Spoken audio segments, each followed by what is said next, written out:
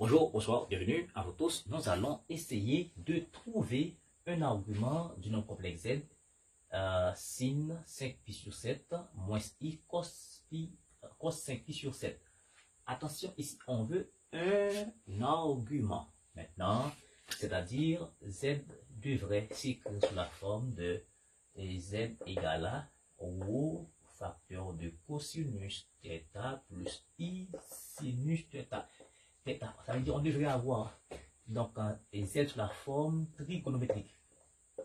D'accord, on devrait avoir z sous cette forme-là. Et dans ce cas, un argument ne serait-ce que un argument de z ne serait-ce que et θ plus 2kπ. Attention, ou bien θ modulo de pi. Donc avec et k un élément de z. Attention. Ok, attention. Et dans ce cas, à remarquer, notre nombre complexe ici, c'est z égale à sin 5pi sur 7 moins i cos 5pi sur 7. Alors, la forme trigonométrique, bien entendu, on ne s'intéresse pas du haut parce que c'est un nombre complexe de module 1. Et ici, on a cos θ plus i sin θ. Alors que ici, nous avons sin 5pi sur 7, d'accord, à la place de cos θ. Donc, il y a un changement qu'il faut faire ici. Deuxièmement, nous avons un moins i qui est là. Alors ici, il faudra avoir plus i sinus θ. Donc il faut faire deux changements. Il faut faire deux changements, d'accord, pour aboutir à la forme trigonométrique de z. Après, pour déduire maintenant l'argument de z. Eh bien, d'abord, la première chose qu'il faut faire, je vais essayer de faire disparaître le sin moins. Je vais faire de deux façons. Le sin moins ici. Maintenant, pour faire disparaître le sin moins, on doit se référer sur le set trigonométrique. Ok, donc ici, maintenant, à remarquer, cosinus est négatif. Sinus est positif. Donc, alors sinus est positif, ça veut dire on est là. Cosinus est négatif, ça veut dire on est là. Donc, et 5pi sur 7 se trouve ici, n'est-ce pas, au deuxième cadran.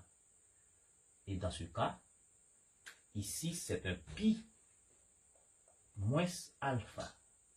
C'est-à-dire, quand je fais cosinus pi moins alpha, d'accord, ça va me donner moins cos alpha. Et quand je fais sinus pi moins alpha, ça fait sinus alpha. Eh bien, si maintenant, on va faire cette opération-là. Ok, pour éliminer le moins ici.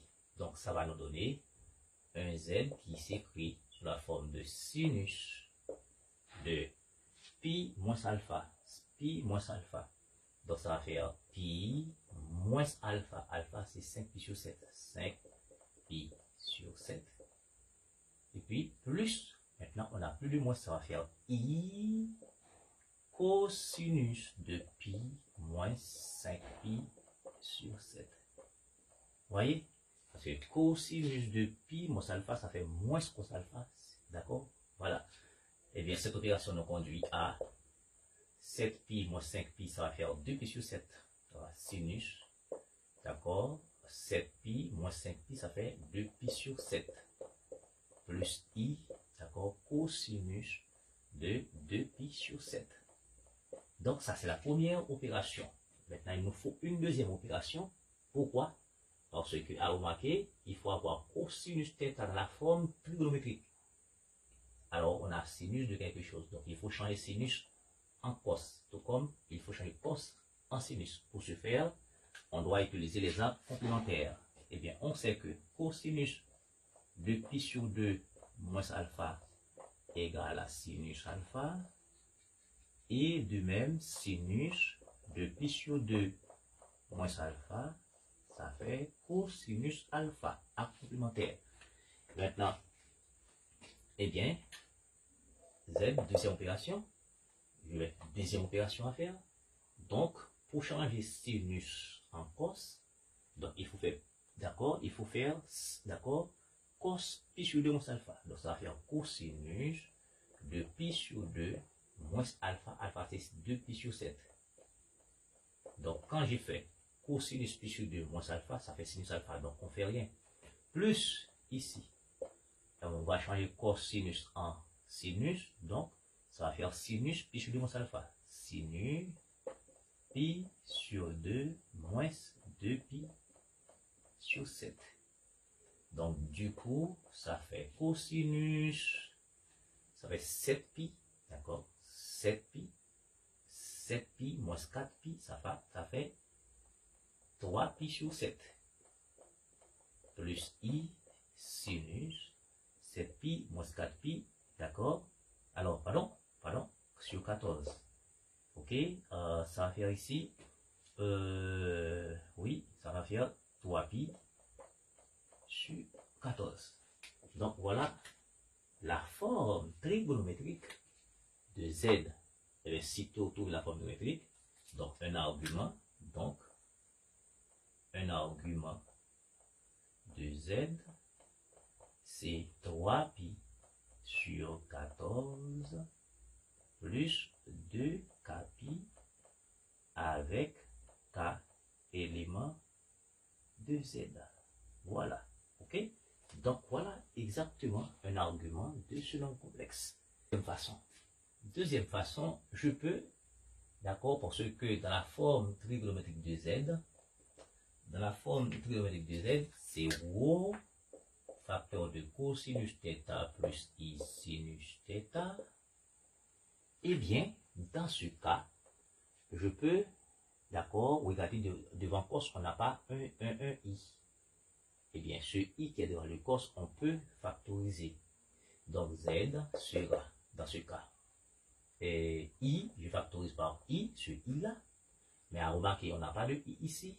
Eh bien, il faut mettre un moins i. Attention, i par i carré, qui est moins 1, moins par moins plus. Donc, on ne fait rien. Donc, ça fait sinus, d'accord, de 5pi sur 7. Dans ce cas, ça reste moins cosinus 5pi sur 7. Bon, arrivé ici, la chose est simple. D'accord, sin négatif, cos négatif. Et bien, ce que je vais faire, ou bien je peux déplacer si vous voulez. Ici, on est là. Ok.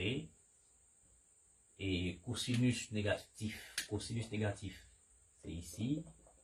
Sinus négatif, c'est ici. Donc, on a un angle du troisième cadran. Donc, un angle du troisième cadran, c'est pi plus alpha. D'accord? Quand je fais cosinus de pi moins alpha, ça va faire moins cos alpha. Et quand je fais sinus de pi moins alpha, ça va faire moins sinus alpha. D'accord? Cosinus de pi plus alpha, ça fait moins cos alpha. Et sinus de pi plus alpha, ça fait moins sinus alpha. Donc, moins, donc il faut ajouter un pi. Dans ce cas, z égale, d'accord, c'est i facteur de cosinus de pi plus 5pi sur 7 plus i, d'accord, cosinus, alors plus, d'accord, il y a un i qui est encore là. Vous voyez, il y a un i, non, ça c'est sinus qui est là, sinus, pardon. Si ça, ça va faire i, alors ça va faire i sinus, voilà, et ça va faire cosinus de pi plus 5pi sur 7. Ok? Dans ce cas, z, c'est écrit i facteur. Maintenant, je mets cos avant par rapport à ça, donc ça va faire cosinus 7pi plus 5pi, ça va faire 12pi sur 7, et puis plus i sin 12pi sur 7. Ici, tout est clair, pas de problème. On a cos, sin. Maintenant, on a un i. Maintenant, il faut écrire ce i sous forme trigonométrique. Dans ce cas, ça va nous donner cosinus de pi sur 2 plus i sinus pi sur 2. Pourquoi?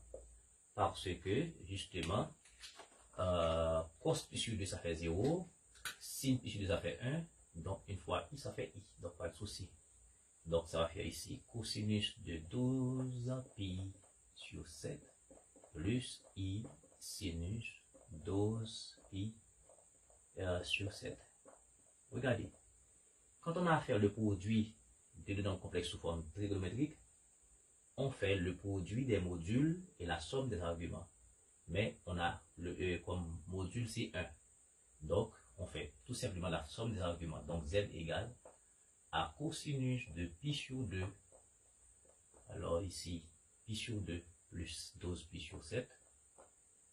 12 pi sur 7. Et plus I sinus pi sur 2 plus 12 pi sur 7. Et bien du coup, on fait les opérations. On va trouver la même chose que tout à l'heure. 7 pi 2 fois 12, ça fait 24. 24 plus 7, ça fait 31. Donc ça fait cosinus 31. 31 pi sur 14.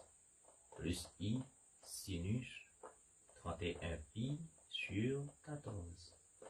Mais tout à l'heure, on a trouvé un argument de Z, c'était 3 pi sur 14, plus 2k pi, avec k élément de Z.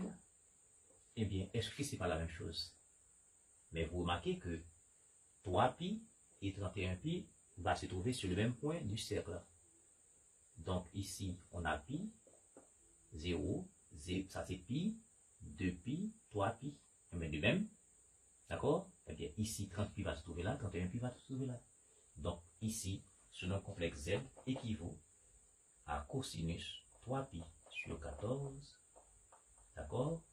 Plus I sin 3 pi sur 14.